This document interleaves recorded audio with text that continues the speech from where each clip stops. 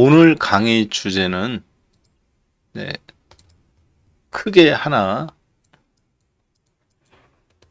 5월 3일 FOMC의 예측과 대응이라는 주제로 준비를 했고요. 그리고 이제 제가 또 하나 준비한 게 하나 더 있어요. 자, 그런데 그거는 이제 혹시 체력이 좀 받쳐주면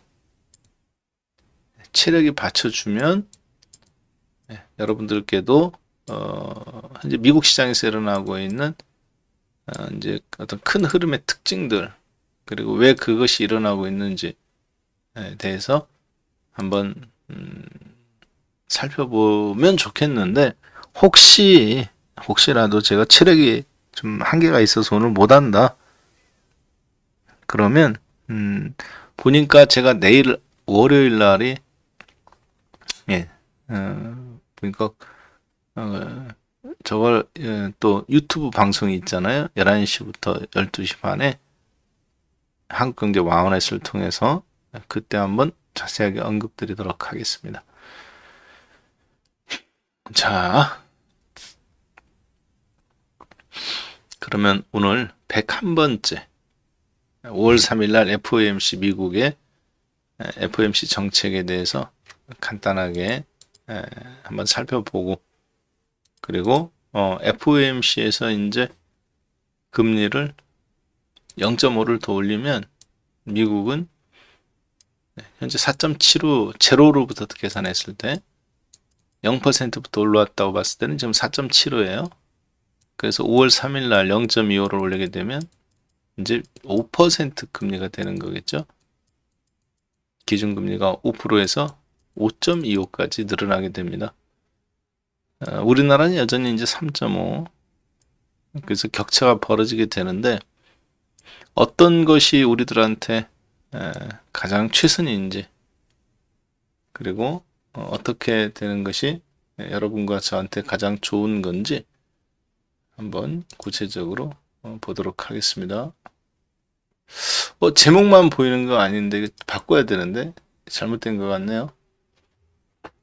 잠시만요. 이거 뭐 잘못됐네. 예. 예. 그렇죠. 저거 제목만 보이면 잘못된 거고요. 금리가 보여야 됩니다. 금리 화면. 미국과 한국의 요거,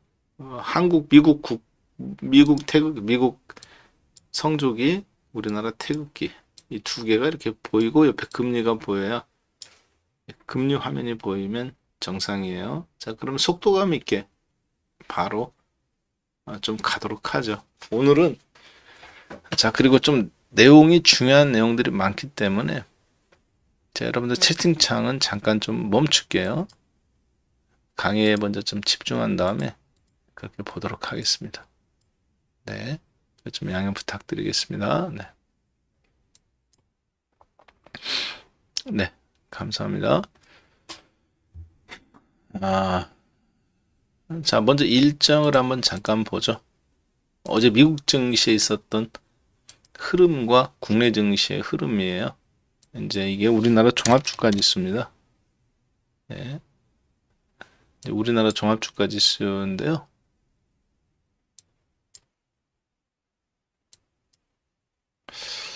자, 국내 종합주가지수가 이제 잘 올라가다가, 예, 유튜브에는 여기까지 나오는 것 같다. 유튜브 화면은, 그쵸, 여기서부터, 예, 여기로,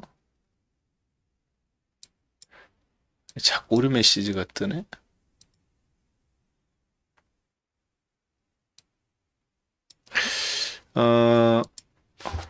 잠시만요. 제 사무장님께 이것 좀 하나만.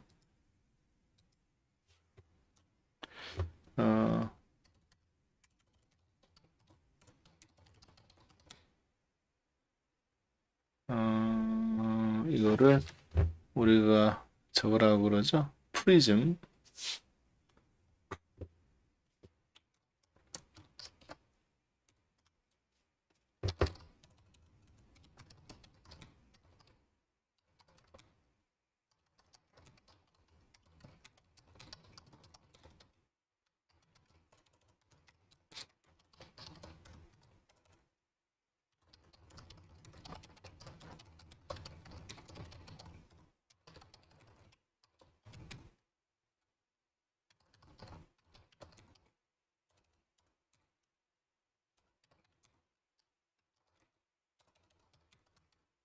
실시간으로 부탁드립니다.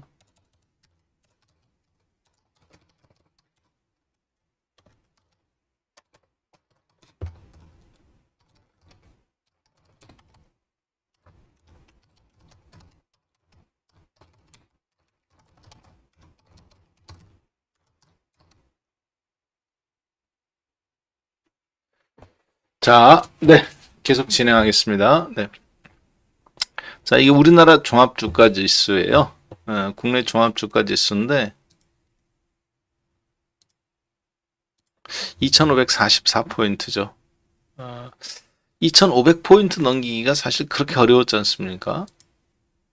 1사분기에 여러분들한테 제가 이번 연도 작년도 이제 7월 달부터 외국인들이 국내에서 주식시장을 사는 걸 보고, 그렇죠? 우리나라에서만 산 건 아니니까, 이제 7월 달부터 외국인들의 주식 매수가 이제 한국에서 매수로 돌렸어요. 그 앞에서는 계속 매도만 하다가, 매수로.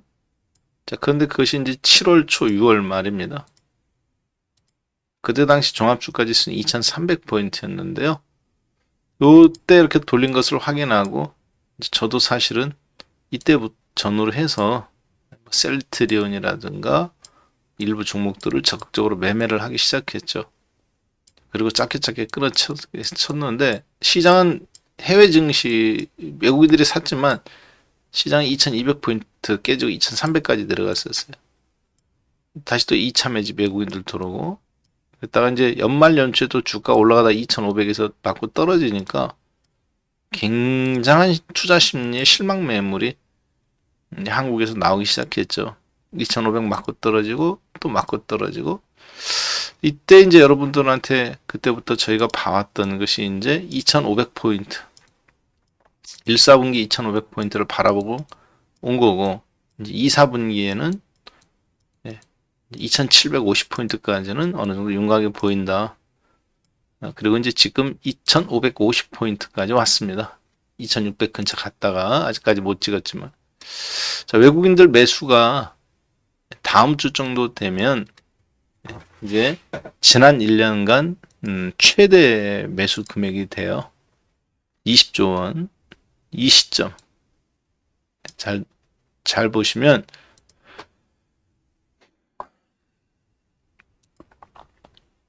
여기가 이제 마이너스 17조 원, 17, 마이너스 정확하게 14조입니다. 이 지점이 플러스 5조 원이에요. 5조 5천억. 그래서 플러스 5조 5천억에서 14조 뭐 얼마 해서 이 범위가 대략 20조라고 보시면 됩니다. 그때 당시 종합주가지수가 이제 3000포인트예요. 여기가 2021년 말 2022년 초 외국인들이 우리나라 시장에서 3000포인트 때부터 시작해서 주식을 팔기 시작합니다. 그래서 2300포인트였던 6월까지 6개월간 무려 20조 원 가까운 주식을 팔아요. 반올림에서 19조 얼마인데 19조 6천억 정도 되는데 반올림에서 20조 팝니다. 자, 그리고 지금까지 이제 거의 20조 원어치를 19조 원어치를 다시 재매집한 거죠. 자, 종합주가지수는 어디까지 왔느냐? 2550까지 왔습니다. 그리고 이 지점이죠. 2500을 돌파하지 못하고 한계에 머물렀던 2월 14일 날, 2월 14일 날,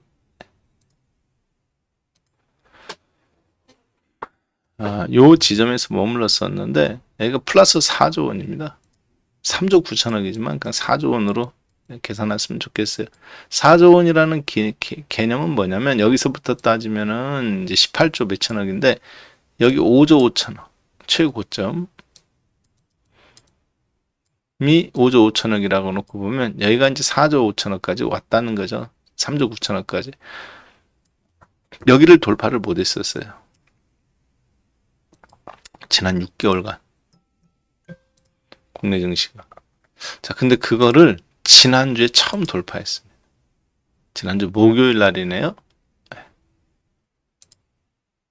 지난주 목요일 날부로 처음 돌파했어요. 그러니까 실질적으로 2020년도 1월 12일 이후에 단 한 번도 뚫리지 않았던 외국인들의 한국 증시에서 누적 순매수를 1번 돌파한 이후에 멈춰 있다가 이제 지금 4개월 만에, 2개월 만에 다시 뚫고 나가는 거거든요. 수급으로 보면. 근데 그것이 공교롭게도 이제 2,500포인트를 기준으로 형성이 된 거죠. 자, 그래서 만약에 여기서 잘 수습하면 3,000포인트까지도 뭐 시장은 말을 할 수 있겠지만 저희들은 일단 2분기에 여러분에게 약속드렸던, 제가 약속드렸던 2,750포인트까지는 어느 정도 좀 보인다. 미국의 CPI 지수라든가 이런 걸 봤을 때. 자, 그리고 이제 오늘 그것에 맞춰서 5월 3일 날 있는 CPI 지수를 고려해 본다면, 죄송합니다. 5월 3일 날 있는 FOMC 회의를, 미국 FOMC 회의를 고려해 본다면,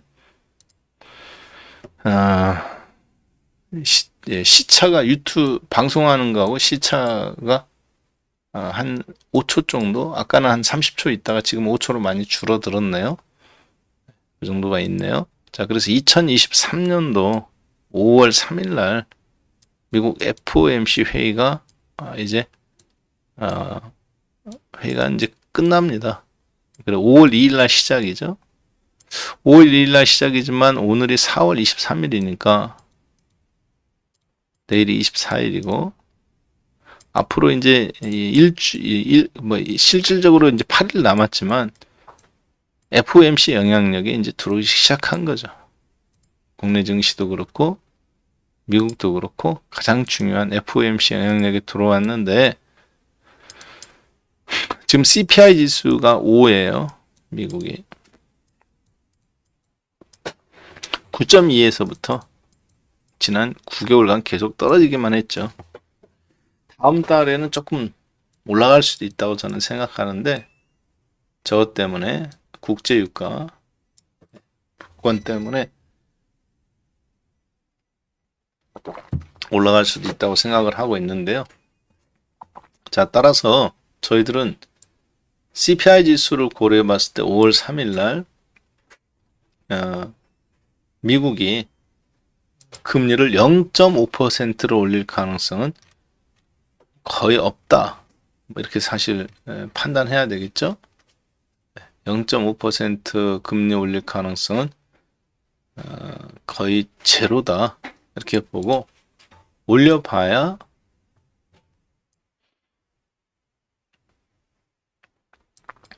0.25%.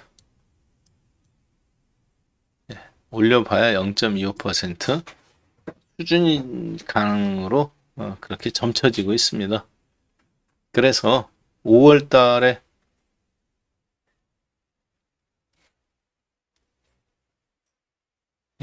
5월 달에 금리를 0.25%로 5월 3일 날 올리면 미국 기준금리가 드디어 5%가 돼요. 기준금리가 5%가 됐다는 것은 사실은 은행업이나 보험업이나 그리고 제조업한테는 은행업이나 보험업한테는 좋은 일이고 제조업들한테는 안 좋은 일인데 이미 주식은 금리 인상에 대해서 5% 올릴 거를 감안해서 그동안 주가 수준이 내려왔던 거고 지금 그 수준이 회복되고 있는 단계죠. 0.75씩 올리다가 멈추니까. 자, 그래서 5월 3일 날 FOMC 회의에서 금리를 일단 플러스 0.25 가능성이 가장 높지만 동결을 하게 되면 주식이 순식간에 급등 나오지만 사실은 주식 만약에 0% 금리를 올리면 조금 아쉬운 이야기인데 더 이상 추가 상승은 좀 주식은 없다라고 봐야 되겠습니다. 그래서 5월 달에는 금리를 0.25만 올리는 게 가장 중요하다고 보여져요. 자, 그렇게 보는 이유는 이제부터 일주일 내내 앞으로 FOMC 이야기가 시장을 도배를 할 겁니다. 한국은 이제 윤석열 대통령의 미국 방문에 대한 이야기가 도배를 하겠죠. 부정적인 뉴스로는 러시아와 중국이 이제 윤석열 대통령의 발언이라든가 이런 것에 대해서 문제를 삼을 걸로 보여지고, 제가 우리 회원분들한테 지난주 금요일 날 했던 이야기를 그대로 말씀드린다면 이렇습니다. 주식시장이 대통령이 아직 미국 방문을 안 하셨지만 미국 방문을 해서 하기 전후로 해서도 그렇고 상당히 수위가 센 얘기가 나올 걸로 보여진다. 즉 정치적 미사하고 정치적 언어라는 것은 간접적에서에겐 간접화법이죠. 돌려서 이야기하는 거. 자, 그런데 윤석열 대통령은 돌려서 이야기하지 않아요. 보니까 주로 직설적으로 이야기하시는 스타일인데, 미국 방문하기 전에 우리나라 코스피 200 종목에서 아모레지가 10%, GKL이 10%, 아모레퍼시픽이 8%, LG생활건강이 8%, 코스맥스, 호텔신라, 롯데건강개발 이런 종목들이 이렇게 대부분 어제 금요일 날 종합주가지수가 약간 빠지긴 했지만 그것에 비해서 과도할 정도로 매도 현상이 나타난 종목군들은 전부 다 어떤 종목이냐? 코스피 200 종목 중에 하락, 지수 대비 15배 하락한 거죠. 종합주가지수 0.7% 빠졌는데 10%씩 빠졌으니까.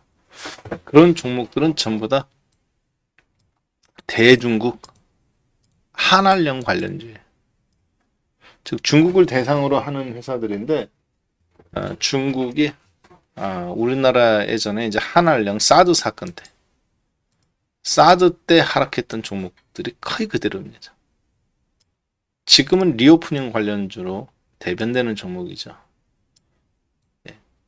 미국 방문도 안 했는데 이런 얘기가 나왔다는 얘기는 무슨 얘기냐면, 대통령이 뭐 방문해가지고 바이든 대통령하고 그때서야 뭐 이렇게 하겠다 저렇게 하겠다, 그거보다는 이미 대통령들끼리는 바쁘니까 도장만 찍는 겁니다. 이제 아래 실무자들이 사전 조율을 다 해놓는 거잖아요.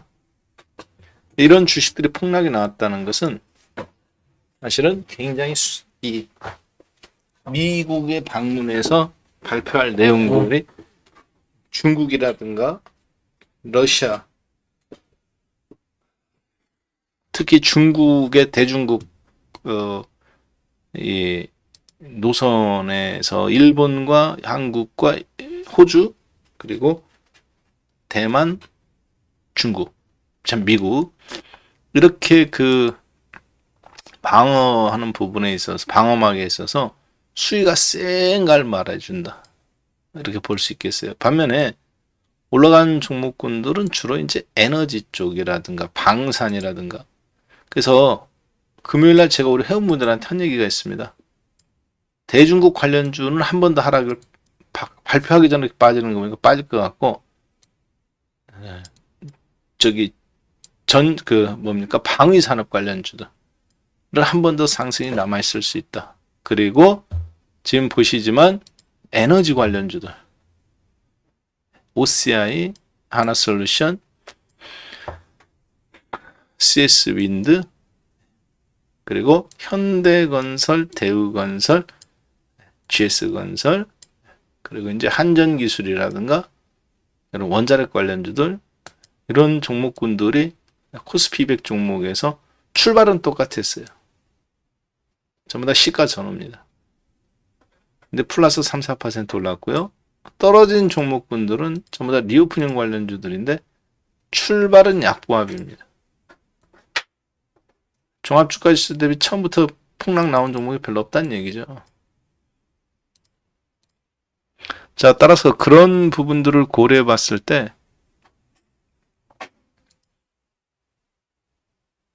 예. 5월 3일 날까지 금리 정책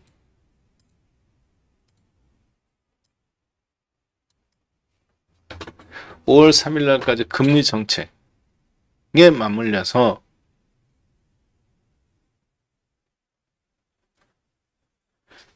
자, 잠시 물 한 잔만 마시고 갈게요.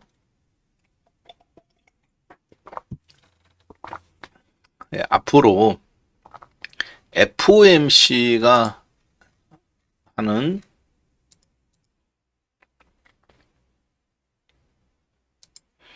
FOMC 정책이 일주일 내내를 지배하는 거.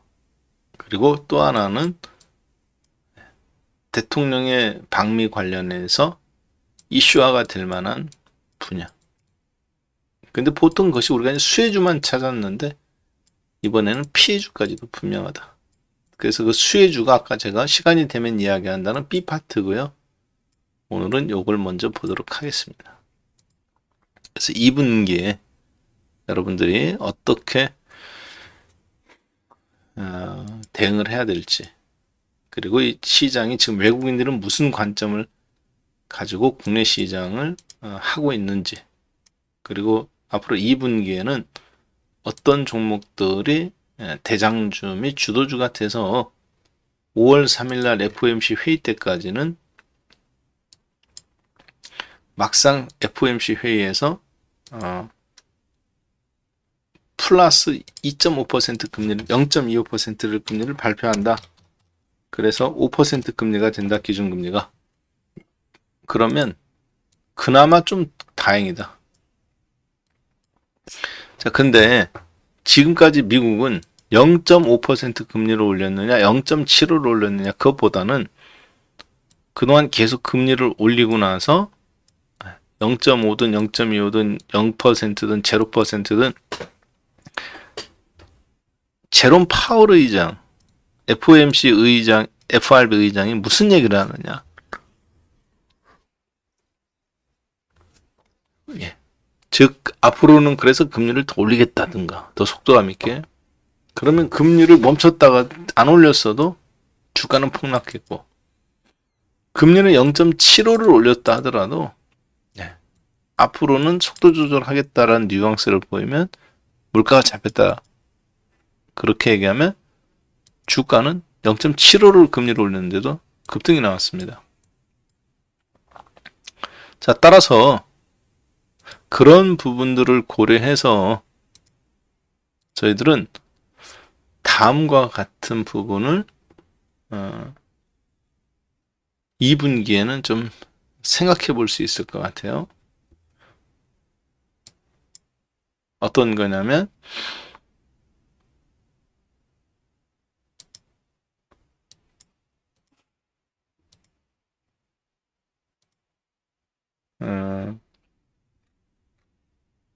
만약에 미국이 금리를 이번에 동결한다.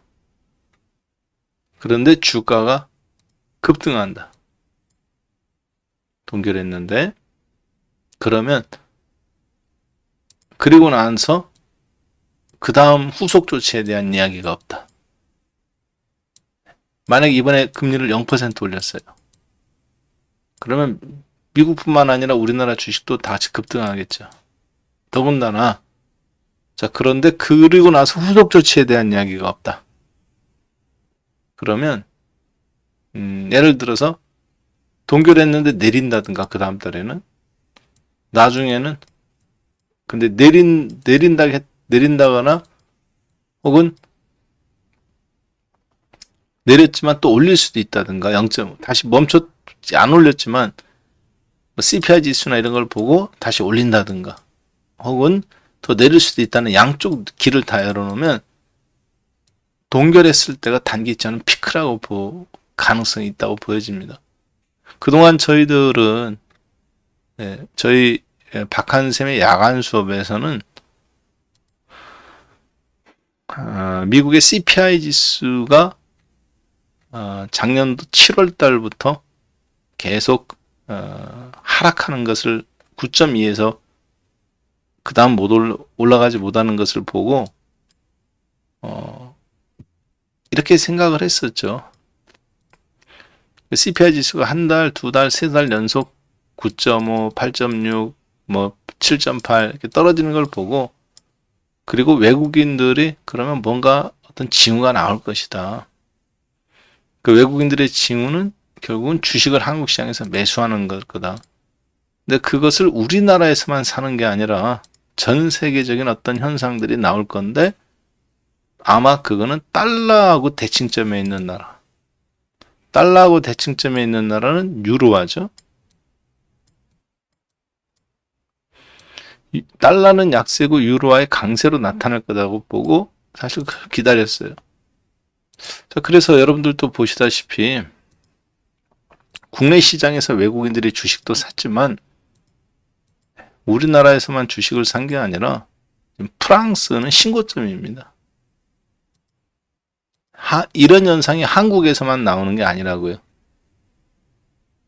프랑스는 지금 신고점, 연일 신고점이에요. 하나, 둘, 셋. 하루 쉬고 넷, 다섯. 하루 쉬고 여섯. 신고점을 돌파한 이후에, 역사적 신고점을 돌파한 이후에 무려 6번을 신고점을 또 돌파했어요. 이걸 뭐라고 말합니까? 신고점 더하기 추가 상승. 우리가 그걸 뭐라고 그래요? 그렇죠. 대세 상승이라고 그러죠. 근데 지금 유럽의 대세 상승이라고 생각하는 사람은 대한민국에는 아무도 없어요. 이게 프랑스 지수입니다.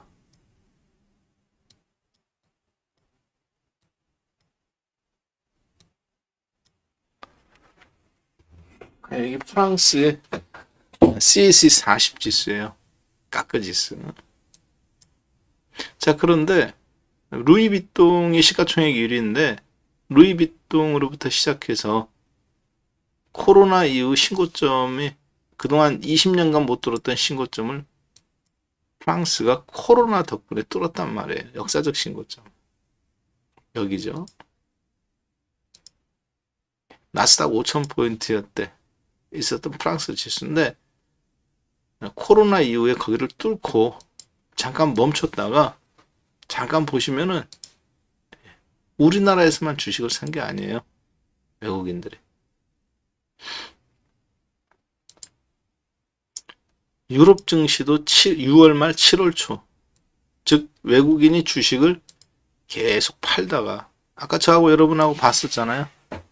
플러스 5조 5천억에서 외국인이 한국에서 마이너스 14조 원까지. 그랬다가 사기 시작하죠. 그리고 우리나라 여기 2300, 여기가 2130. 한국은 연말에 폭락 2200. 근데 프랑스는 멈췄죠. 그리고 지금까지 신고점까지 계속 온 거예요. 여기가 신고점이에요. 자, 보통 신고점에서 잠깐 찍을 수는 있습니다. 근데 공교롭게도 외국인들이 여기가 2200이고 2300이고 여기가 2130인데 외국인들이 주식을 사기 시작한 시점. 한국에서 아까 보시다시피 5조 원에서 계속 팔다가 마이너스 20조 원어치 팔다가 사기 시작한 시점. 이 정확하게 프랑스 지수 움직임하고도 똑같아요. 종합주가 지수는 그럴 수 있습니다. 프랑스나 한국이나 종합은 비슷할 수 있어요. 근데 수급까지 일치하기는 참 어려워요. 그것도 한국이라는 아시아에 있는 나라와 제조업 중심의 한국과 그다음에 서비스업 중심의 프랑스. 서비스업이라기보다는 이제 뭐 루이비통이라든가 혹은 사노피라든가 다양한 명품과 그리고 제약업. 우리나라하고는 좀 다르죠. 한국처럼 뭐 배터리라든가 반도체라든가 자동차라든가 이런 거하고는 조금 다른 모습입니다. 자, 따라서 그러한 부분들을 조금 고려해 봤을 때는 네.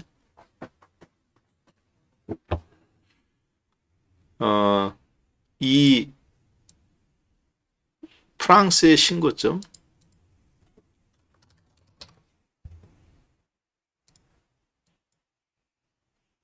네.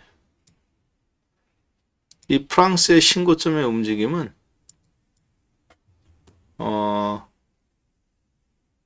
다음 만약에 미국이 금리를 동결하거나 어떤 정책에 있어서 앞으로 뭔가 변화가 있으면 이쪽에서도 변화가 있을 거라고 보여져요. 무슨 얘기냐면 폭등이 나오든지 한 번 더 이렇게 레벨업으로.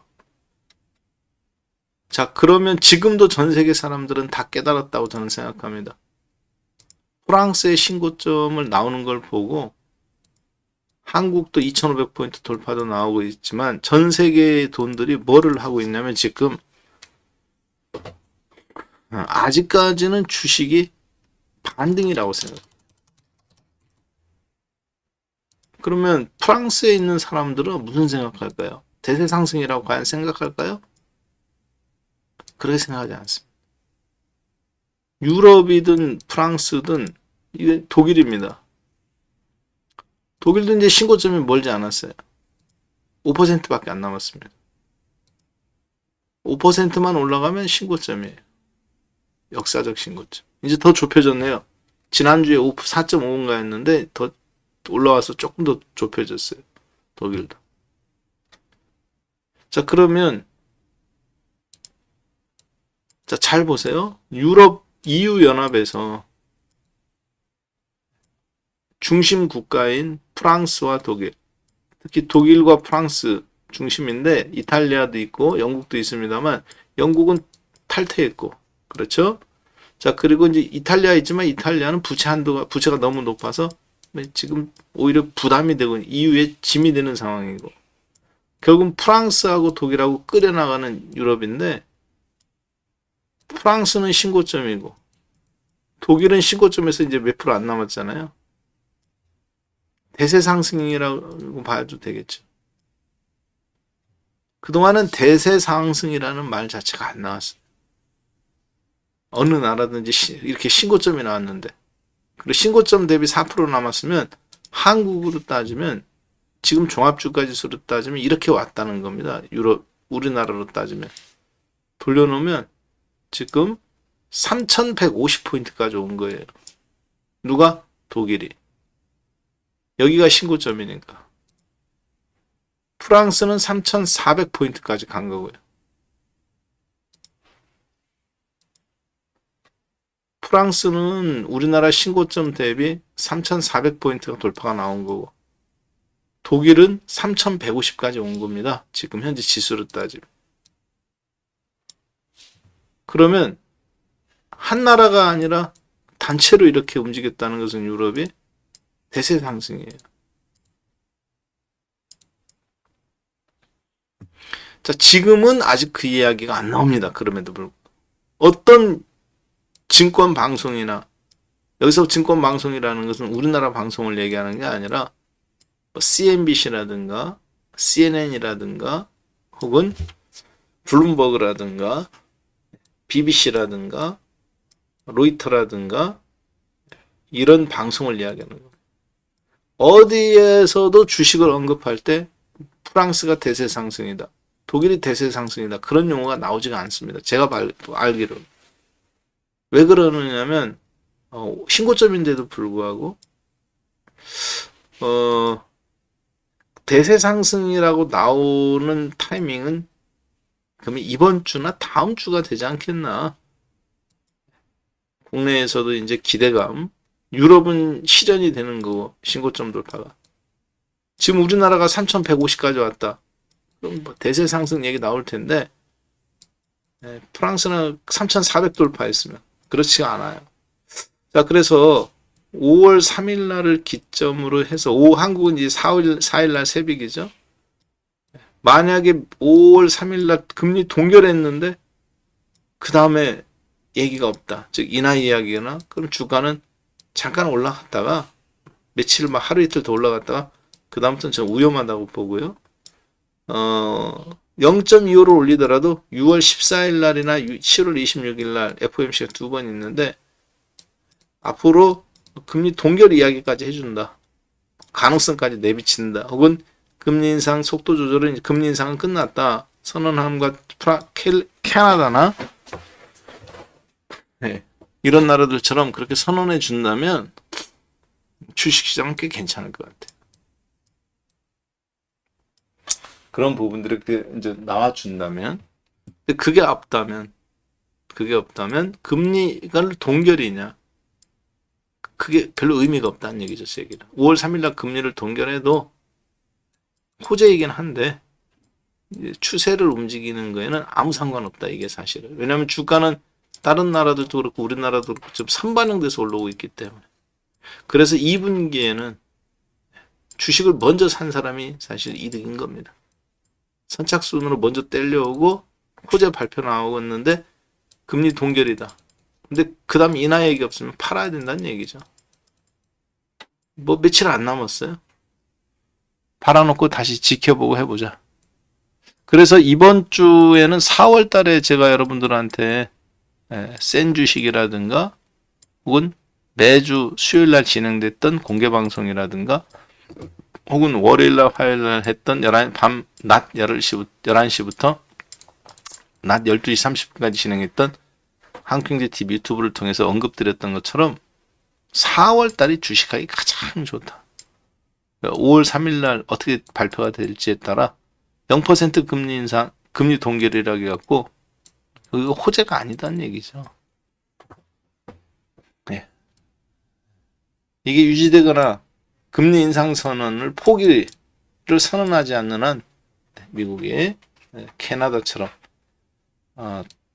쫙 올라갔다가 그냥 떨어질 수 있다. 그래서 지금부터는 가장 국내 증시가 금리 인상 결정이 나올 때까지 여러분들은 마음껏 4월 달에 수익률 확대라든가 그런 전략을 펼치시는 것이 저는 맞다라고 보여집니다. 자, 그리고요.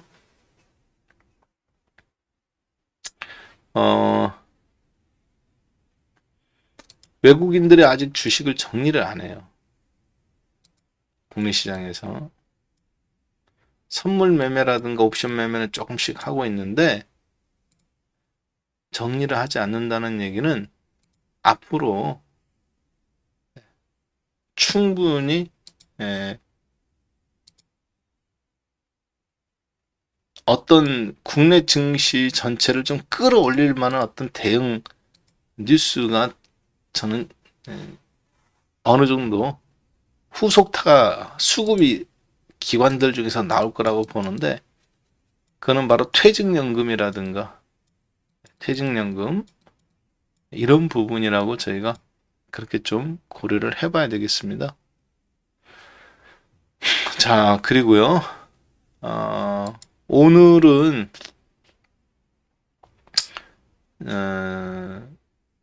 다음 주에 여러분들이 아까도 보셨지만 어렵게 생각하지 않으셨으면 좋겠어요. 무슨 얘기냐면 지금 우리나라 증시는 지난주부터 방향은 정해졌잖아요. 종합주가지수는 위로 올라가면 0.1%, 아래로 떨어져도 1%. 그런데 주식은 대중국 관련주들은 지난주 금요일 날부터 폭락. 그리고 건설주들. 혹시 지난달에 제가 건설주들 이야기했을 때 도저히 이해가 안 되셨을 수도 있겠습니다만 제가 3월 말에 제가 LG전자 팔고 나 건설주로 갔다. 내가 생각해도 LG전자 같이 좋은 주식, 급등하고 있는 주식을 수익 실현해서 건설주로 간다는 게 말이 안 되지만 여러 가지 시그널상 조선주, 건설주가 4월달 상승이 아니라, 그러니까 대세 상승이 아니라 반등이지만 그 어느 종목 못지않게 강력한 반등을 안겨줄 거다. 자, 그래서 이제 조선주들도 그렇고 건설주들도 그런데 조선주가 먼저 올라왔어요. 그러니까 조선주들이 한 30% 올라오고 건설주들이 이제 한 10% 정도. 자, 그런데 4월 달에는 지금 보시다시피 현대건설, 그리고 대우건설, GS건설 이런 건설주들도 괜찮습니다만 CS 윈드, 하나솔루션, OCI, 한전기술과 같은 에너지주, 에너지는 에너지인데 재생에너지 움직임이 굉장히 좋아요.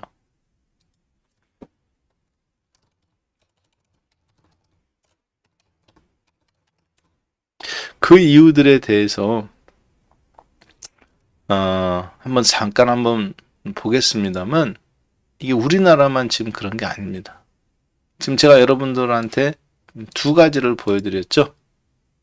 종합주가지수가 앞으로 된다. 그러면서 프랑스의 신고점 지금 2주째 신고점 돌파한 이후에 역사적 신고점을 돌파한 이후에 2주째 유지되는 현상. 근데 그 유지가 단순히 방어적인 차원이 아니라 계속 올라가요. 한국으로 따지면 3,400포인트짜리예요. 신고점 뚫고. 독일도 마찬가지 신고점 근처에서 5%밖에 안 남았고. 즉 달러에서 탈출해서 유럽, 독일이나 프랑스 가장 미국을 대체하는 나라들로 돈들이 가고 있는 거, 즉 투자 심리가 이동하는 것을 보여주는 겁니다. 미국에서 한탕 해먹었던 돈들이 유럽으로 이동하는 현상. 미국은 신고점이 안 났잖아요. 쉽게 얘기하면 그런 거고, 좀 더 그것을 가방끈 긴 거 아는 채를 하면 달러에서 탈출해서 달러를 대신하는 유럽의 프랑스나 유로화나 이런 데로 도망오는 겁니다. 유로화로 도망가는 거죠, 돈들이. 금값으로 도망가고 비트코인으로 도망갔다가 그쪽도 도망가지만 달러에서 탈출하는 거예요. 즉 달러 가치가 무너졌다고 보는 겁니다.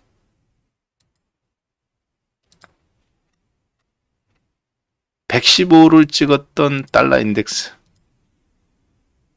9월 말 10월 초 종합주가지수 2300포인트짜리 우리나라로 따지면 프랑스 주가 떨어졌다가 바닥 찍은 자리. 외국인 수급이 살아나기 일주일 전. 정확하게 달러 인덱스가 떨어진 시점하고 유럽 증시하고 일치해요. 자, 앞으로 이 달러 인덱스가 순간적인 폭락이나 금리 동결과 인하 속에서 그 현상으로 보셔야 되는 겁니다. 그런데 그것이 한 번 더 또 요동을 칠 수 있기 때문에 5월 3일을 기점으로 변곡점이 나올 수도 있다. 그 전에 달러 인덱스는 5월 3일을 기점으로 100이 깨질 가능성을 열어놓고 지금 여러분하고 저하고는 주식을 하고 있는 겁니다. 쉽게 얘기해서 우리는 겉으로는 주식을 하는 거예요. 대한민국에 있는 여러분들은 조 단위를 돈을 갖고 있는 사람들은 겉으로는 프랑스 주식도 사고 독일 주식도 사고 하는 겁니다. 금도 사고 비트코인도 하고. 자, 그러나 각각 코끼리 다리 만지식으로 하는 거지만 하나를 보면 결국은 달러를 중심으로 머니게임을 하는 겁니다. 달러를 잠깐 버리고 딴 데로 가느냐 아니면 달러를 붙잡고 있거냐. 지금은 탈달러를 하는 거죠. 자, 그것이 5월 3일을 기점으로 해서 지금은 눈치 보기를 하는 겁니다. 최저점을 깨고 대폭락이 나올 것이냐. 100 아래로 내려가서 달러 인덱스가. 그래서 결국은 코로나 이전인 90, 코로나 때 폭락 나왔던 90포인트까지 떨어질 거냐? 코로나 이후에 양적 완화 주체에서 쭉 90까지 떨어져 줄 거냐? 그러면 앞으로 금리 인상 없습니다. 금리 동결 잠깐 하다가 나중에 금리 인하도 나올 거라고 보는 거예요. 달러 인덱스가 100이 깨진 다음에 5월 3일 이후에 다음 주에 90 쭉 그럼 100이 깨져있으면 결국은 앞으로 금리 인상은 어렵다고 보는 겁니다.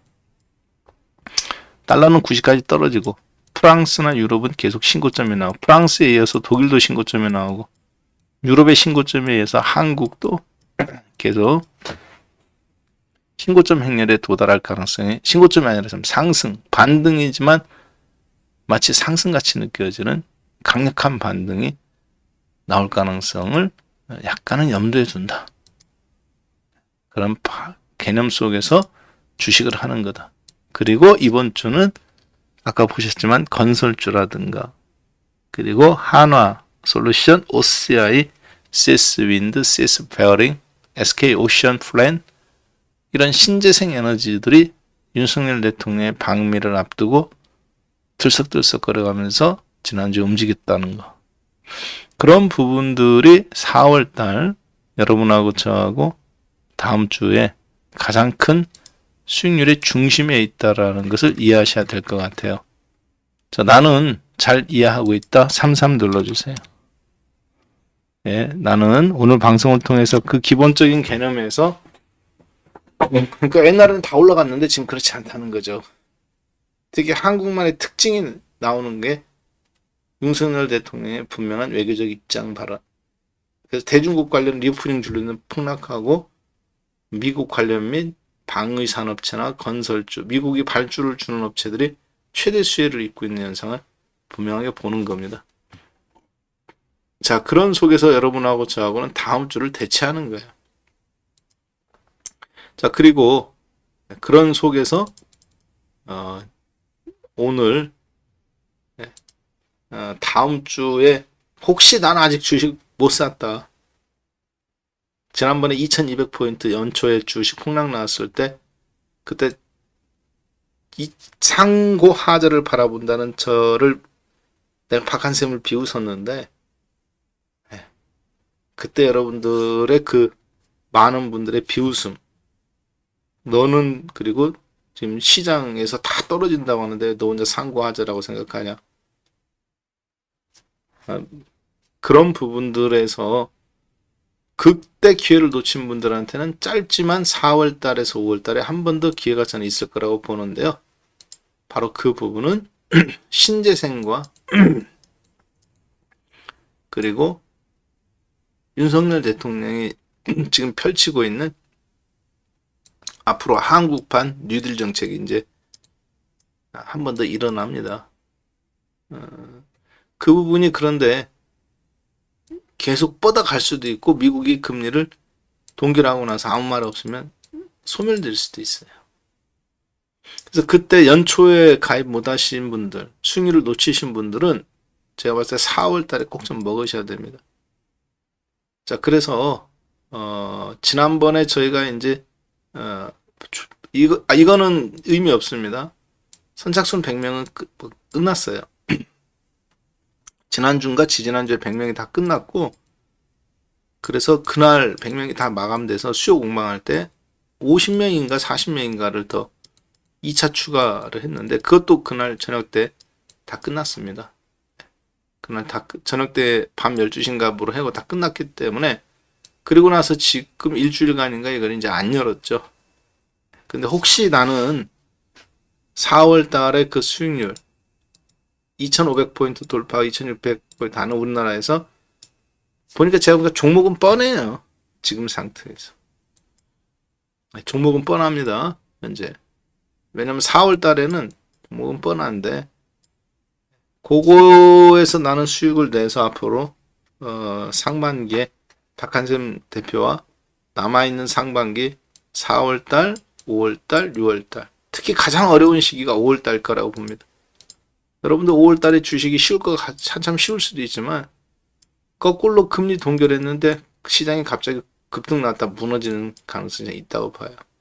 그러다 다시 또 수습해서 올라가고. 자, 이때 많은 개인 투자들이 나가 떨어질 거라고 보는데, 그걸 감안해서 이 정기결제 지난번에 선착순 했는데, 오늘은 아마 오늘 20명 정도 잠깐 열어주는 걸로 알고 있습니다. 지금 여기 들어오신 분이 2,500명, 공방으로 들어오신 분이 300명, 그만 2,800명 정도가 지금 방송 듣고 계시는데요. 20명 정도, 말은 근데 20명이라고 했는데, 시스템을 제가 봐야겠는 오늘 밤에 못 닫는 걸로 알고 있어요. 혹시 이제 당직 근무자가 계시면 20명 결제 끝나면 아마 닫을 것 같은데, 자, 그래서 3490-5051 하면 35만 원 그때 끝났던 거 잠깐 모멘텀 주도주 클럽 잠깐 일시 혜택 잠깐 풀어줍니다. 그래서 20명 정도 되지 않을까 싶어요. 참조하셔서 하시면 되겠고요. 오늘은 그렇게 하고 이제 저기 할 거 오늘 저녁에는 그 플러스 7일 오늘 유효합니다. 그래서 지난번에 그 그 이벤트 끝나서 못 드신 분들은 전화하셨는데, 저 사무장님한테 물어봤더니 안 된다고 하더라고요.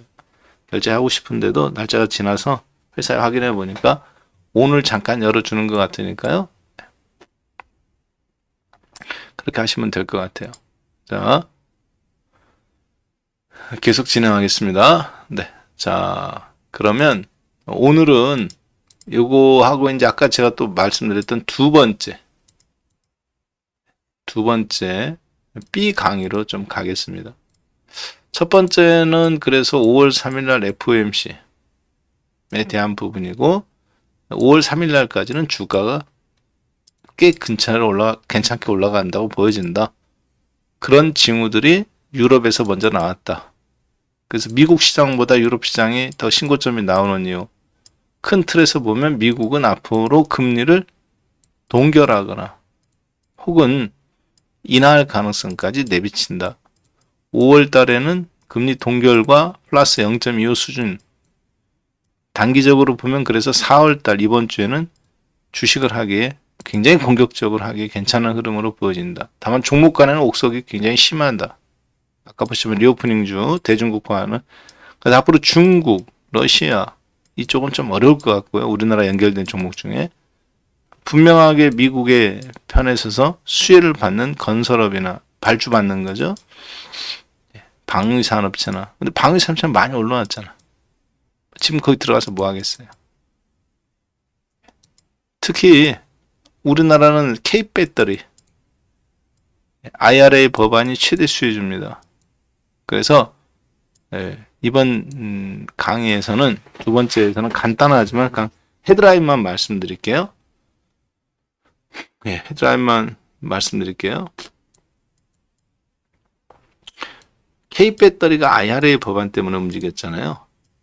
자, 그런데 여러분들한테 제가 하나 힌트를 드리면 4월 달에 국내 증시에서 이제 2분기에 앞으로 급등할 종목들이 많이 있는데, 제가 분석해 본 바로는 자, 그 가운데 미국 시장에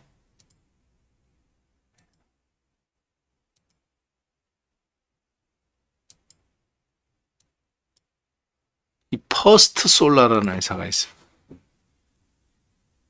이 회사가 아까 IRA 법안이 시작된 준비되고 발표되고 시작했던 7월 8월부터 시작해서 그때 $70였어요. 퍼스트 솔라가 누구 회사인지 아시죠? 워렌 버핏이 몇 년 전에 인수한 회사잖아요. 지금 얼마냐? $70짜리가 1년 만에 1년도 안 돼서 20달러까지 갔었습니다. 200% 상승했다는 얘기죠. 자, 태양광 관련주예요. 그리고 각종 제너럴 일렉트릭이나 신재생 에너지 관련주다. 우리나라는 이제 원자력까지도 여기 포함되겠죠. 미국이 사우디에 안 되는 거, 중동에 지금 하지 못하는 원자력도 우리나라 미국 웨스팅 포인트사가 설계 도면은 갖고 있지만 발주를 줄 수가 없잖아요, 지금. 중동에서 미국에 대한 정세가 좋지 않기 때문에. 자, 그런 것들을 우리나라가 다 얻어갈 수 있단 말이에요. 더군다나 우크라이나 재건에 참여하더라도 미국도 적극적으로 참여하기 어려운 게 바로 원자력입니다. 왜냐, 그러려고 전쟁했냐? 이런 표현을 들을 수 있죠. 야, 중동에서 너 다 때려 부시고 미국 건설회사를 다 그것도 재건하는데 돈 중동 석유 팔아갖고 다 걔들한테 가게 만들고 우크라이나에서도 그 짓거리 하려고 전쟁했어? 그래서 미국 기업들이 못 들어가요. 재건 사업에. 한국 기업들이나 일본, 특히 한국이 가장 큰 수혜를 입을 가능성이 지금 커졌죠. 그래서 신재생 에너지 쪽은 미국의 배터리 이후에 가장 큰 아까 퍼스트 솔라 지금 주가 보듯이 IRA의 최대 수혜자입니다. 우리나라에서는 그동안 이제 미국은 배터리 업체가 없으니까 이거 갖고 한국은 K 배터리가 갔는데 이제 우리나라도 풍력이라든가 특히 풍력 중에서 SK그룹이 투자한 회사가 있어요. SK 오션 플랜트라는 회사가 있는데 예.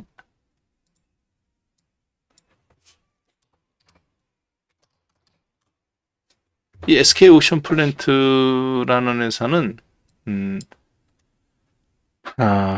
풍력 관련주입니다. 그런데 SK그룹이 이걸 인수했어요. 그래서 여태까지는 이것도 SK그룹이 아니에요. 이거는 여기까지는 그냥 이번 연도에서부터 제가 봤을 때 진짜 SK그룹인 것 같습니다. 그래서 지금 21,000원인데요. 프랑스 움직임이나 미국 퍼스트 솔라 움직임을 보면 3만원 전후까지도 그 이상도 한번 해볼 수 있지 않나. 제가 여러분들한테 드린 선물 주식이 하나 혹시 기억나시나요? 작년도 연말 가을 정도에 선물로 드렸던 주식, 그 주식이 바로 현대로템이었죠. 나는 지금도 현대로템 갖고 있다. 11번 눌러보세요. 유튜브 방송 들으신 분들도 그때 나는 그때 듣고 갖고 있다. 11번 눌러보세요. 네.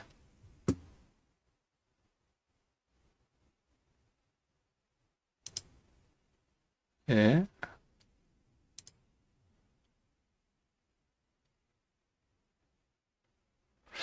자, 현대로템 여러분께 드리는 제2 현대로템 같은 종목군들의 선물이라고 보시면 되겠습니다.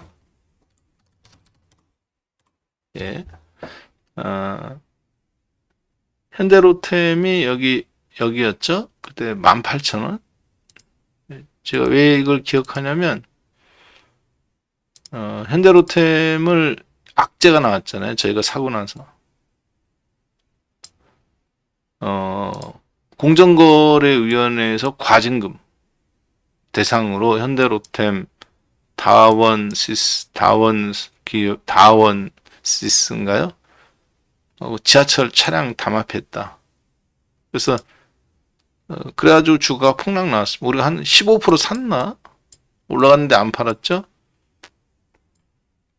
그리고 떨어질 때 5% 더 사 한 20%까지 들렸는데 악재 나와서 폭락. 10% 가까이 폭락했어요. 그때 또 폭락, 저가했어. 그때 더 샀습니다. 30% 가까이 끌어올렸죠. 왜냐, 그거와는 상관없이 이미 노르웨이라든가 폴란드에서는 잘 진행이 되어 수출이 경쟁자가 독일의 레오파트하고 이거밖에 없었으니까 최종 입찰까지. 특히 노르웨이에서. 그래서 샀는데 이게 이제 올라가기 시작했죠. 저희가 한번 잘라 먹고 그 다음에 다시 사진 않았습니다. 왜냐면 그때 시장이 좋지 않은 상황이었기 때문에. 나중에 이제 팔은 자리 아래로 훨씬 내려왔어도 근데 저기 다른 쪽에서 수익을 잘 LG전자라든가 이런 거 사서 바닥에서 잘 사가지고 근데 이제 현대로템을 제가 갖고 있는 분들은 저한테 물어볼 때마다 제가 그냥 놔두라고 해요. 자, 잘 들으세요. 이번 주에 현대로템이 급등 나올 가능성이 있습니다. 그러면 수익 실현 약간 해주세요. 왜냐? 현대로템 판매라든가 이거 모르는 사람 없어요. 근데 이번 주에는 어, 이 현대로템이 예, 방위산업체들 중에서 아직 시세 분출이 안 난 종목이에요. 분명 실적이 있는데도 예상 실적이 있는데도 불구하고. 자, 마찬가지로 그거 팔아서 그럼 어디로 이동하냐? 풍력 쪽으로 이동해 주시는데 SK 오션 플랜트라든가 CS 베어링이라든가 이런 쪽으로 CS 윈드, CS 베어링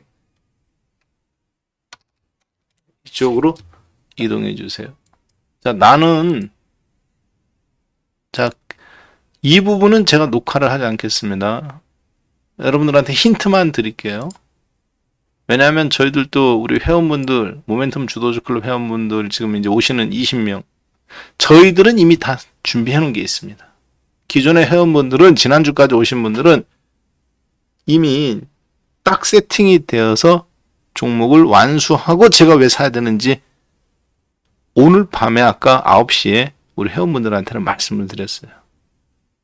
왜냐, 누구는 사고 안 사면 안 되기 때문에 너무 중요한 주식이기 때문에 다 살 수 있도록 준비를 하고, 자, 앞으로 오시는 신규 회원분들 오늘 이제 하고 이번 주에 오시는 제가 딱 오늘 20명 그리고 다음 주 월요일 날이나 수요일 날까지 딱 20명에서 40명만 하고 요 정기 결제는 안 받습니다.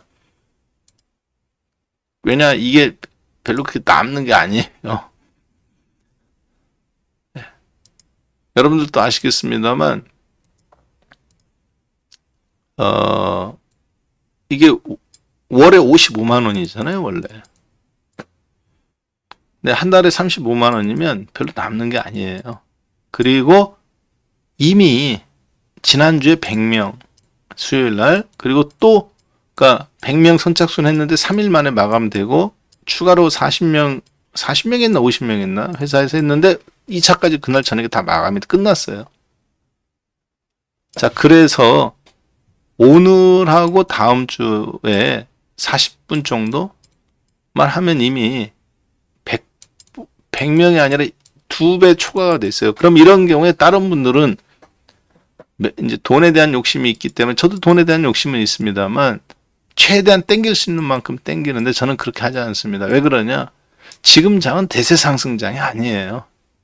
즉, 이 종목도 사도 되고 저 종목도 사도 되면 다 사면 되는데, 그때는 회원분이 500명이 더 늘어나든 1000명이 늘어나든 상관없이 다 살 수 있습니다. 지금 그런 장이 아니에요. 제가 가만히 봤을 때 신재생 에너지하고 감당할 수 있는 건설주, 조선주라든가 몇몇 지금 4월 달에 이제 움직일 수 있는 반도체부터 해서 몇몇 종목군들은 현재 우리 기존의 회원분들하고 같이 했을 때 그분들이 50명 정도 늘어난다고 생각했을 때 감당하기에 딱 맞는, 그것도 비중도 많이 못 삽니다. 나눠서 사야 돼요. 한 종목에 30% 20% 못 권아받고 여기에 10% 저기에 10% 이렇게 해서 신재생이라더라도 두 종목 세 종목으로 분산 들어가야 됩니다. 왜냐하면 지금 한 종목에 특별히 세게 들어가면 공매도 세력들의 타겟이 됩니다. 자동 프로그램 매매가 있어서 누가 들어가잖아요. 자동으로 막 나와요. 그냥. 그게 지금 대한민국의 현실이기 때문에 그거 모르고 한마디로 설쳤다가는 그대로 죽습니다. 자, 그래서 오늘 밤에는 ARS 3490에 5051. 오늘은 일단 플러스 7일까지는 오늘까지인 걸로 알고 있고요. 내일은 이 혜택이 이제 앞으로는 없을 계획입니다. 왜냐면 이제 금액적인 것도 저기지만, 자, 그래서 그리고 내일 어떻게 해야 될지는 내일 아침에 8시에 제가 신규 회원분들 안내 문자를 보내드려요. 아침에 모닝 브리핑이라든가 이런 것들, 그래서 그거 참조하시면 되겠는데, 내일 아침에 안내 문자를 보내드리면 거기 아침 8시 누르면 동영상으로 자동 링크가 됩니다. 그 오리엔테이션 20분짜리 들으시면 그 다음 일사천리를 아실 수 있을 거예요. 자, 일단은 요게 계속 혹시 있다가 지난번처럼 밤늦게 녹화 방송 새벽에나 들으시고 다음날 이거 혜택이 안 되나? 이게 오늘까지만 딱 하고 오늘 그리고 일단 락치 있습니다. 그리고 이제 봐서 이제 뭐 이번 주 중에 20분 정도 더 하면 끝날 것 같아요. 그리고 일단 플러스 7을 왜 안 주냐 하실 수도 있는데 오늘까지는 플러스 7일이 지급됩니다. 내일부터는 없을 수도 있다. 그거는 오늘까지 가입하시는 분들한테만 플러스 7일이 지급된다. 이렇게 보시면 되고 내일부터는 이제 날짜도 좀 줄어들거나 없을 수 있다. 그거 참조 부탁드릴게요. 자, 그렇게 해서 오늘의 다음 주에는 저희들은 아까 보시면 퍼스트 솔라 주가를 봤을 때 이게 그냥 올라오는 게 아니에요.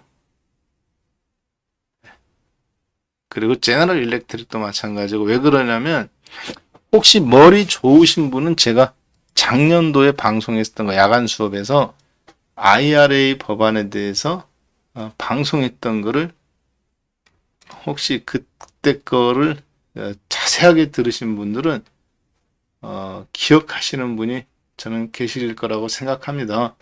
자, 그런데요. 네, 거기 잠깐 볼게요.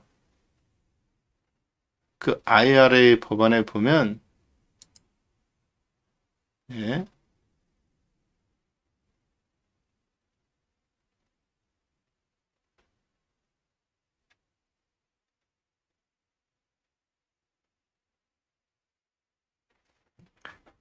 예, 여기 한번 잠깐 보겠습니다.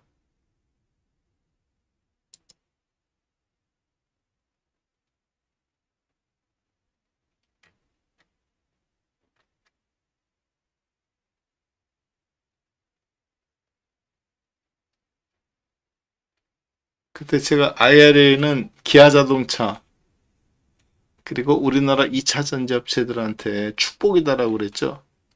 미국이 IRA 법안 한다니까 기아차 현대차 망했다고 막 사람들이 그랬잖아요. 근데 제가 그거는 우리나라 2차 전지하고 특히 기아 자동차, 현대 자동차한테는 굉장한 축복이다. 그리고 그것이 축복인 이유에 대해서 그때 언급을 드렸어요. 잠깐만요. 그 자료가 여기 어디 있을 것 같아요. 2022년도 화요교육방송.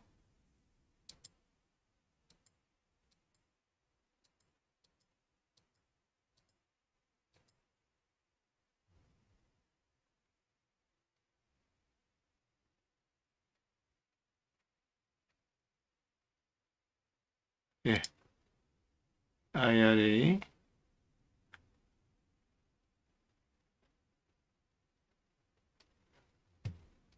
CPI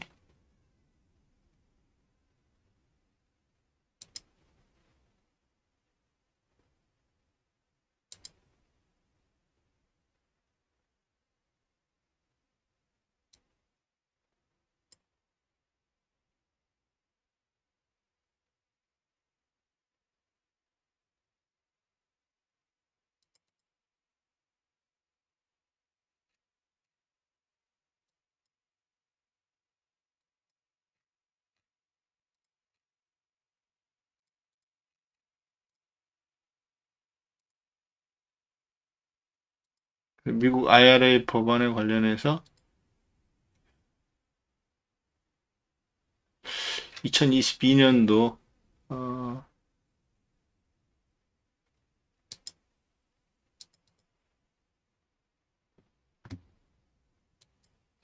예,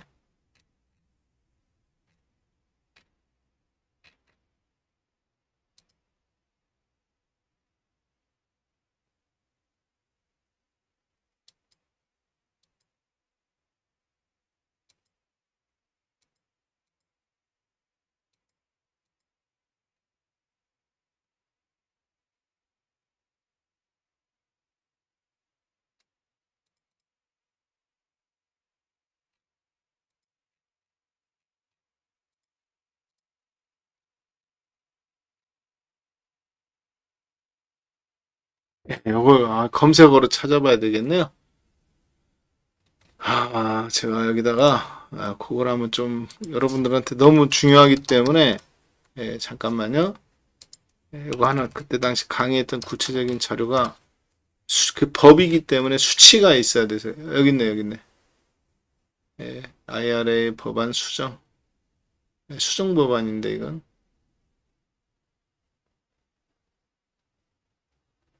회원 전용 방송이었네요. 예, 그때 당시.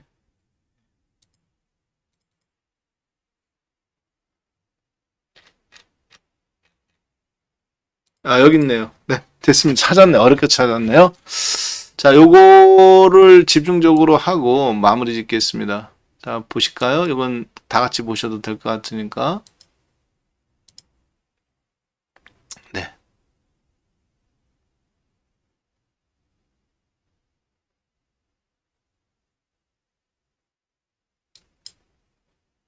요거는, 네, 오늘 강의한 거는, 네, 저장. 그리고 요거.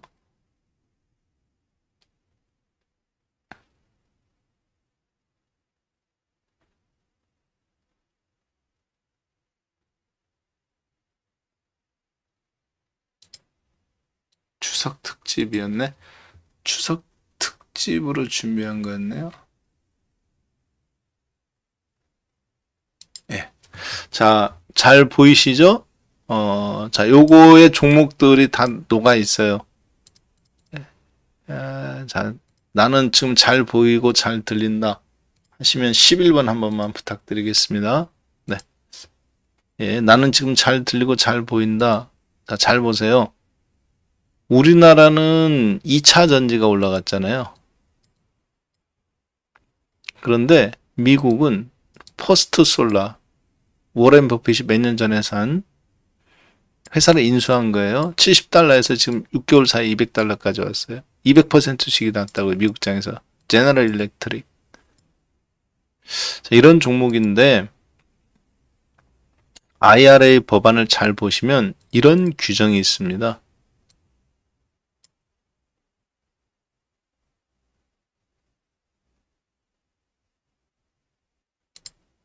제가 여러분들한테 잠깐 힌트를 드리면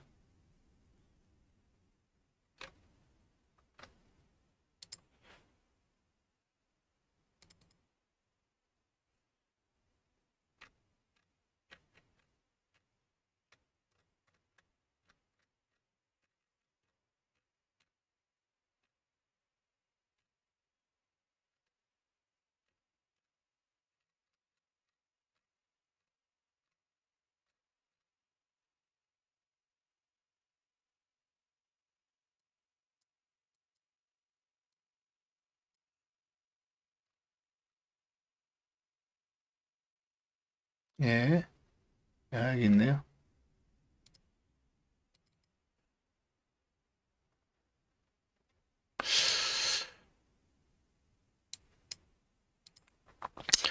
자, 이제 그때 당시 발효된 IRA 법안의 후속타예요. 후속타인데 잘 보세요. 공식적인 법안의 명칭은 네, 공식적인 법안의 명칭은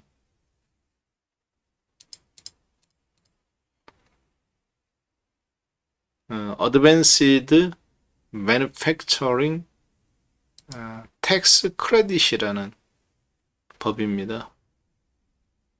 즉 진보된 제조업에 관련된 세금 지원 계획, 세금 보조금, 혹은 세금 바우처, 혹은 세금 유인 정책, 뭐 이런 걸로 의역될 수 있겠네요. 자, 그런데 이것은 무슨 법안이냐면 세부 방안이에요. 즉 IRA 법안을 어떻게 내가 세부적으로 미국이 실행해 갈 수 있을까? IRA 법안이라는 건 결국은 보호무역이거든요.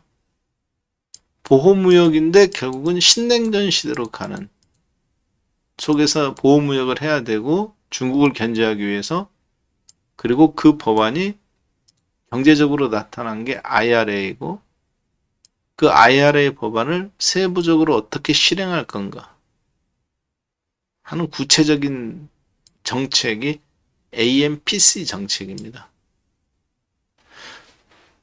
우리가 지금 말하는 IRA는 사실 여기에 들어있다고 보셔도 돼요. 자, 그래서 그 혜택은 4가지의 혜택을 주는 법안이거든요. 첫 번째, 우리가 익숙하게 잘 알고 있는 배터리, 그리고 핵심 원자재. 이 핵심 원자재는 니켈, 코발트, 그리고 망간, 이런 데서 만들어지는 양극활물질, 음극활물질, 배터리를 구성하고 있는 4대 요소가 있죠. 음극활물질, 양극활물질, 전해액, 분리막. 자, 그런데 원재료가 들어가는 거는 양극활물질, 음극활물질, 분리막은 아니잖아요. 자, 근데 문제는 이거를 어디서 갖고 와야 돼요? 중국, 러시아, 북한, 이란, 쿠바, 이런 적성 국가에서 조달된 거는 하면 안 됩니다. 함 FTA를 맺었다 하더라도 미국의 공장에서 생산했거나, 지금은 50% 이상, 50%까지, 2030년이 되면 100%, 혹은 미국과 FTA를 맺은 나라에서 갖고 온 건데 원재료는 갖고 오게 돼요. 자, 그래서 우리나라 배터리라든가 강세인 이유가 중국에서 80% 갖고 왔겠는데 포스코 그룹 같은 경우는 이제 호주로 다 조달할 수 있으니까. 그런데 여기에는 배터리만 IRA 법안에는 배터리만 있는 게 아닙니다. 배터리와 핵심 원자재도 있고 풍력과 태양광도 있어요. 자, 그래서 조금 더 구체적으로 보면 이런 거죠. 당시에 여러분한테 제가 IRA 법안을 설명을 드릴 때, 작년도 추석 때 7,500달러의 세금 공제를 받는다. 크레딧을 받는데 한국 돈으로 이제 1,000만 원 돈이라고 그랬죠. 3,750달러. 그리고 여기는 자동차 부품. 그리고 3,750달러는 그러니까 반반이에요. 7,500달러에. 절반은 배터리 소재 쪽에 요건이 충족돼야 됩니다. 많은 사람들은 무조건 전기차만 사면 다 받는다고 생각하는데요. 미국 사람들 중에서 상당 부분이 미국 자동차도 보조금을 못 받습니다. 100% 미국에서 생산된 자동차고, 그리고 100% 미국인이 구입하는 거고, 100% 모든 요건에 충족됐다 하더라도 세제 혜택을 못 받는 자동차가 부지기수예요. 왜 그러느냐?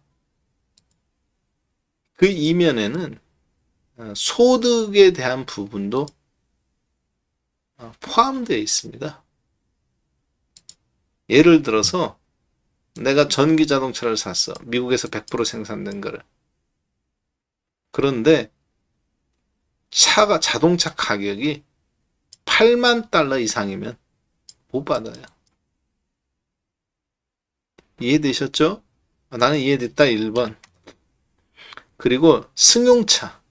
자, 이제 우리가 흔히 말하는 자동차, 한국 사람들이 좋아하는 자동차는 세단입니다.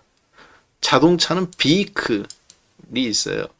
그 비클에는 버스도 있고 트럭도 있고 특수 차량도 있고, 일반인들이 타시는 거에는 뭐가 있느냐? 세단이라고 불리는 승용차가 있어요. 일반 승용차.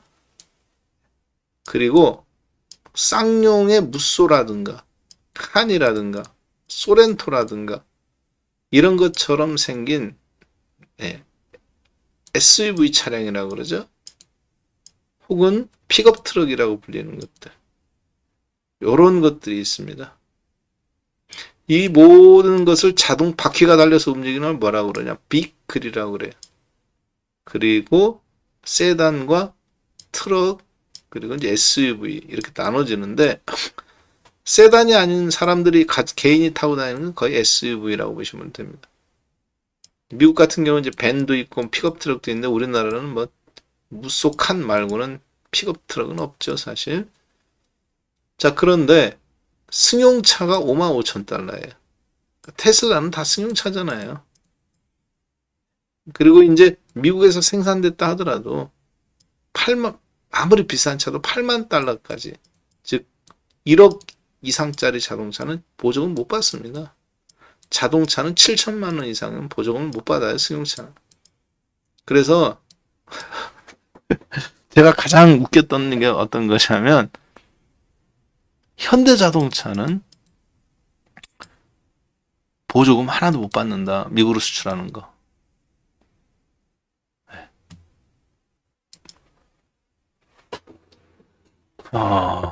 박한샘은 미국 하버드 대학교 중간고사에서 단 한 문제도 틀리지 않았어요. 박한샘은 대한민국 대통령 선거에서 욕을 얻어먹은 적이 한 번도 없습니다. 왜 욕을 안 먹었을까요? 대통령 선거에 출마한 적이 없잖아. 자, 현대자동차는 미국 수출 차량 중에서 단 한 대도 경유 SUV 자동차가 문제를 일으킨 적이 한 번도 없습니다. BMW, 포드, 아우디 다 리콜하는데. 왜 그럴까요? 단 한 대도 경유 자동차를 미국에 수출한 적이 없어요. 최근에는. 미국이 요구한 수준의 우리나라 소렌토라든가 베라크루즈라든가 카니발, 경유 자동차를 수준에 환경오염 수준을 맞출 수 없었기 때문에 수출한 적이 한 번도 없다고요. 경유차를. 전부 다 휘발유 차였지. 자, 무슨 얘기인지 이해되시죠? 전기자동차, 현대자동차가 보조금 혜택에서 다 배제됐다. 아닙니다. 수출하는 이유가 없었어요. 자, 그리고 미국 자동차를 하더라도 부부가 30만 달러 이상 소득이 있으면 보조금 못 받습니다. 개인은 15만 달러. 한국 돈으로 약 4억 정도 월급. 연봉차. 부부 합산. 개인은 한 2억 정도 되겠네요. 따라서 여기 잘 보시면 2023년부터 향후 10년간 이렇게 받는 건데요. 제가 하고 싶은 얘기는 뭐냐면 자동차 보조금, 전기차, 배터리 그래서 여기 3,750, 3,750 받는 데서 합쳐서 7,500 받는 건데요. 현대자동차가 사실 8만 우리나라 자동차는 다 이 안에 다 들어갑니다. 수출하는 거. 자, 그런데 보조금 혜택을 여기다 안 해도 다른 데서 다 잘 팔리니까 아직까지 그만큼 대수를 수출한 적도 없고 해당 사항 없다니까 보조금 혜택 미국에서 생산하는 거 다 받아요. 또 수출하는 것만 못 받은 거지. 앞으로 그리고 이제 적성 국가 뭐 FTA 맺은 국가 이런 거 제가 자료 만든 거 있는데 자 여기서 잘 보시면 많은 분들은 보통 7,500달러라는 혜택을 배터리만 생각을 하는데요. IRA 법안을 잘 보시면 아까 맨 처음에 저희가 얘기한 거 정확한 명칭은 인플레이션 활성화 인플레이션 법안이죠. 즉 인플레이션을 때려잡기 위해서 정부에서 세금을 준다는 법안인데 IRA가 실질적으로는 다음과 같은 네 가지입니다. 전기차 구매에 대한 세제 혜택 7,500달러 그리고 이제 중고차까지 주죠. 그래서 CATL이 어려워요. 중국 회사이기 때문에. 그래서 테슬라가 중국 공장, 배터리 공장으로 아예 가버리는 겁니다. 중고차 값 똥값 되는 거니까 미국에서는. 보조금 못 받는 중고차를 누가 사겠어요? 자, 이것이 그동안 우리가 알고 있는 IRA라고 생각하는데 IRA 전체에서 지극히 한 부분에 불과합니다. 그리고 태양열 설치. 자동차는 7,500달러로 한정되어 있는데 태양열 설치는 30%까지예요. 30%입니다. 자동차 값의 30%가 아니라 7,500달러, 8만 달러 이상은 안 되고 에너지 효율 구입 리베이트, 가전. 우리나라도 지금 KCC인가요? 창문 교체하면 옛날 창문이 아니라 이렇게 단열 창으로 교체하면 정부가 보조금 줍니다. 여러분들이 지금 네이버에 검색해 보세요. 창호 교체, 정부에서 60개월간 뭐 무이자 대출인가? 정부 정책 자금 지원.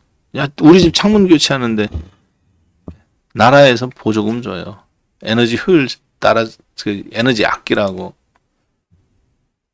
그래야 화력발전소, 원자력발전소 전기값 올릴 거 컨트롤이 되니까. 자, 에너지 효율 가전 구입 리베이트에서 14,000달러. 자동차는 7,500달러죠. 미국은 14,000달러만 거의 1,700만 원 돈입니다. 여기는 1,000만 원 돈이라면. 가전 구입 제품.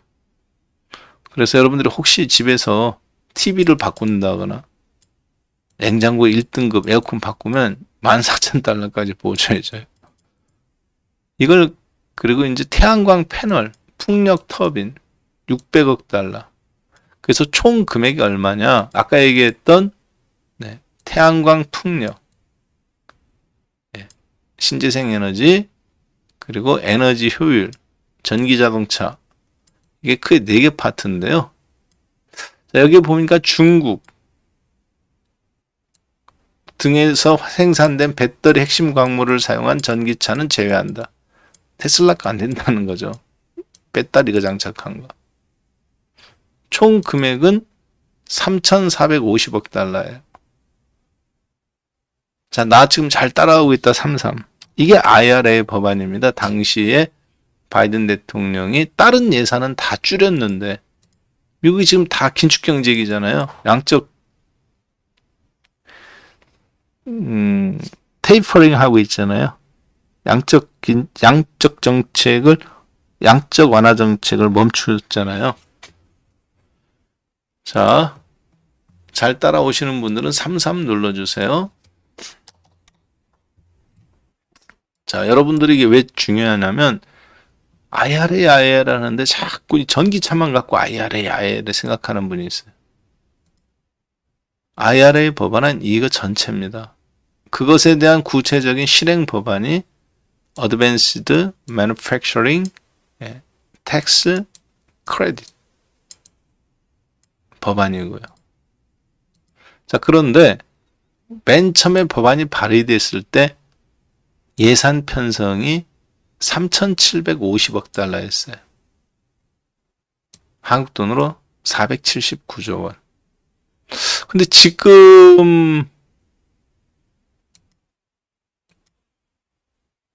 지금 예상되고 있는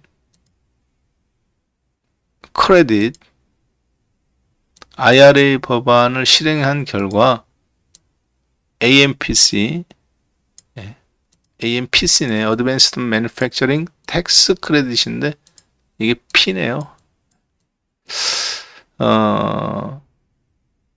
이 법안이 지금 이 법안으로 말미암아 보조금을 받을 것으로 예상돼 거의 확정적인데요. 2032년까지 1조 달러 정도가 보조금을 기업들이 수령해 갈 걸로 지금 예상됩니다. 원래 계획했던 3,700억 달러 전후, 아까 보셨던 금액보다 거의 3배 정도 늘어난 금액이에요. 1조 달러면 얼마냐? 1,300조 원이에요. 한국 환율 1,130원, 1,300원 1달러당 계산하면. 이해되셨죠?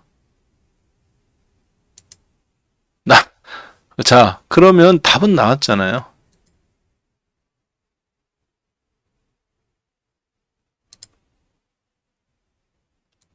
빨리 자동차가 아닌 우리나라 배터리 중심에서 배터리가 지금 흔들리잖아요. 그러면 열펌프 만드는 회사가 있는지, 한국에서. 그리고 태양광 관련해서 설치할 수 있는 회사가 있는지, 특히 태양광 패널, 셀이나 모듈이나 가장 큰 금액이잖아요. 3,750억 달러에서 600달러인데 지금 이게 1조 달러예요. 이제 금액이 왕창 늘었잖아요. 3,750억 달러가 아니라 479조가 아니라 이거보다 3배 가까운 1,300조 원으로 우리나라 시가총액이 2,000조인데 겨우. 근데 이게 처음에 갈수록 줄어져요. 처음에는 100% 예를 들어서 내가 태양광으로 전기를 생산했어. 그럼 태양광으로 전기를 1억 원어치 생산했어. 그러면 세제 혜택을 1억 원 줘요. 근데 시간이 지나잖아요. 2029년이 지나면 75%로 줄여요. 7,500만 원밖에 안 줘. 그 다음에 5천만 원. 그 다음에는 2,500만 원. 똑같이 생산하는데. 그러니까 앞으로 언제까지 뽑아먹을 수 있느냐? 2029년까지가 최대 뽑아먹는데 태양광 발전이나 설비는 보통 3년 전, 2년 전 아파트처럼 대규모 건물, 조선소처럼 2030년까지가 100% 크레딧 받으니까 2027년도까지는 발주해야 여기 완공입니다. 완공했는데 75% 줄어들면 무슨 의미가 있어요? 적어도 3년간은 운행을 해야 되겠죠. 그래서 2025년까지가 지금부터 대규모 발주들이 계속 일어납니다. 그래서 아까 퍼스트 솔라라든가 제너럴 일렉트릭이라든가 우리나라에서 모시아이도 움직이고 태양 풍력 관련주들도 지금 최근 들썩들썩거리죠. 윤석열 대통령이 미국 방문해서 그거는 테마입니다. 이 IRA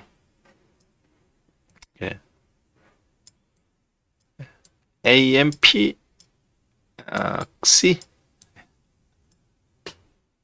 이 법안은 말 그대로 2025년까지 30년까지지만 2025년도까지 미국 시장 전체 이쪽을 확장시키고 있어요 지금. 그래서 퍼스트 솔라 주가 움직인 거 보세요. 보통 얘기가 아니에요 저게. 자 따라서 가입 상담이요. 가입 상담은 아까도 말씀드렸다시피 오늘 여러분들이 이제 가입을 하시면 내일 아침 8시 문자가 저희가 나갑니다. 그래서 그 부분에 대해서 어떻게 하라고 이제 안내 말씀을 드려요. 그대로 따라해 주시면 돼요. 그리고 말씀드렸다시피 오늘은 상담을 지금 하기는 좀 어려울 것 같고요. 아마 상담하는 시간 동안에 마감이 다 끝날 것 같아요. 이미 벌써 거의 되셨기 때문에 그럼 오늘까지 오늘 20명까지만 7일 서비스를 드리고 그렇게 진행합니다. 네. 내일부터는 이제 그 7일 서비스 드리는 것도 없고 금액도 이제 다음 주부터는 원상복귀가 될 거예요. 혹시 이제 가지고 계신 종목이 있으시면 저희가 이제 그 회원 방송이 따로 있어요. 아침 8시 반부터 11시 그리고 2시 30분, 2시부터 4시까지 이렇게 방송들이 있거든요. 그때 아침에 급한 매매 끝나고 여러분들이 갖고 계신 종목에 대해서 삼성전자 있다. 그러면 그 채팅창에 올려주시면 제가 종목 상담은 해드리진 않습니다. 규정이 하면 안 되니까. 그럼 1대1 상담이 되니까 대신에 다른 회원분들이 도와주십니다. 나도 삼성전자 궁금하다. 그런 분들이 2번, 3번 나타나면 어떻게 돼요? 2명 이상이 종목에 대해서 물어봤기 때문에 제가 불특정 다수를 대상으로 이야기를 하는 거는 불법이 아니에요. 이해되셨죠? 그래서 여러분들 갖고 계신 종목 어떻게 팔아라, 정리할 거, 반도체주 정리할 거 해라, 조선주 정리할 거 해라. 이번 주에는 방위산업체 급등 나올 때 수익 회수해서 신재생이나 이런 데다가 계속 베팅해가면서 수익률을 극대화시켜야 되는 것들 그런 걸 구체적으로 말씀드릴 수 있겠죠. 규정도 지키고. 내일 아침 8시경에 문자가 나갑니다. 신규회원분들 안내 문자 누르면 거기에 이제 물론 아침 7시에 들을 수도 있지만 아침부터 일찍 아침 7시에 주무시는 분들도 계시기 때문에 단체문으로 나가야 되니까 그거는 좀 양해 부탁드릴게요. 그래서 충분히 내일 오셔도 충분해요. 그때 한번 자세히 더 언급드리겠습니다. 이렇게 방송 이렇게 진행됩니다. 저희들은 아침 7시부터 7시 20분까지 모닝 브리핑 하고 그리고 여러분들은 그 모닝 브리핑만 들으시면 하루를 전략을 짤 수 있어요. 아무리 바쁘신 분도. 이제 문자 8시 반부터 방송 또 진행하는데 문자는 9시 전후로 해서 나갑니다. 그래서 매매 문자 장중에 실시간으로 나가고요. 그리고 이제 오후 방송하고 오전 방송하고 급한 거 매매할 거 끝나고 여러분들 질의응답 받고 잠깐 점심 먹고 오후 방송하고 이제 3시 마감 방송 3시 반부터 4시 사이에 이제 그거 가장 바쁘신 분들은 아침 모닝 브리핑 마감 방송 이 2개만 들어도 돼요. 특히 밤늦게 오신 분들 저녁 때 퇴근하시는 분들 마감 방송만 들으셔도 하루 어떻게 해야 될지 다 왜 이렇게 사고 팠는지 다 아십니다. 자 그렇게 하시는데 큰 불편함은 없으실 것 같습니다. 자 오늘은 여기까지 강의를 좀 진행하고요. 못다한 이야기는 제가 내일 아침에 8시 보니까 내일 아침에 제가 주간 공개 방송이 내일 있네요. 원래는 제가 매주 수요일날 공개 방송했는데 내일은 아침에 공개 방송해 보니까 아침에 내일 방송에서 간략하게 못다한 부분들 좀 진행하겠습니다. 네. 자 그러면 이렇게 해서 오늘 방송은 여기서 좀 마무리 할까요? 밤에 벌써 12시가 다 됐으니까 또 괜히 피로도가 쌓이면 내일 그렇게 하실 수 있으니까요. 네, 김영만님, 그거 내일 아침에 문자로 안내 드립니다. 그러면 그 안내대로 이렇게 하시면 됩니다. 그거는 제가 간단하게 한번 말씀드릴게요. 나는 지금 신규 회원이다. 방송 처음 듣는데 어떻게 듣는지 잘 모르겠다. 자, 그분은 저를 따라서 잘 보세요. 한국경제TV 와우넷으로 들어오십니다. 네이버에 와우넷을 치세요. 그 와우넷을 누르고 파트너스를 누르고 파트너스를 누르면 여기에 이제 뭐 연간 베스트 파트너도 있고 쭉 있잖아요. 베스트 파트너를 누르세요. 그러면 거기에 이제 연간 베스트를 누르시면 제 사진이 있죠. 제 사진을 누르시면 여기 여러분들이 이제 방송을 하고 있거나 그러면 빨간불이 들어와요. 아침에 8시 반에 방송하는데 문자로 미리 드립니다. 그때 이렇게 들어오시면 됩니다. 아셨죠? 네. 오늘은 그럼 이렇게 해서 마무리 할까요? 내일은 아침에 8시 반에 들어오시면 됩니다. 내일은 아침 8시 반에. 여러분들한테 안내 문자는 8시에 드려요. 신규회원분들 어떻게 하라고. 그럼 거기 잠깐 동영상 보시면 자세하게 잘 나와 있습니다. 아셨죠? 일단 내일은 이렇게 진행하겠습니다. 자, 그럼 오늘은 여기서 마무리하죠. 네.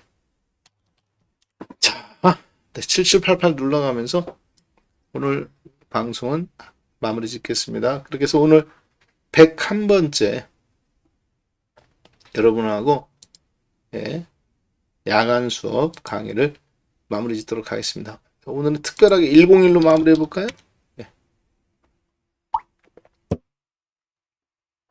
네, 함께 해주셔서 감사합니다. 그 신규회원분들은 내일 아침에 8시 반에 들어오세요. 그러면 그때 8시에 문자도 나가고 문자만 누르면 링크로 동영상이 되어 있어서 어떻게 방송 들어 자세하게 안내해 있습니다. 10분, 20분 정도만 잠깐 들으면 돼요. 네, 그럼 여기서 마치고 내일 뵙겠습니다. 내일은 가능할 것 같지가 않네요. 내일은 가능해도 7일 연장 이벤트가 사라질 수 있으니까 같은 조건은 아닐 수 있다. 그렇게 보시면 될 것 같아요. 네, 마무리 짓겠습니다. 감사합니다. 네, 내일 뵐게요. 네.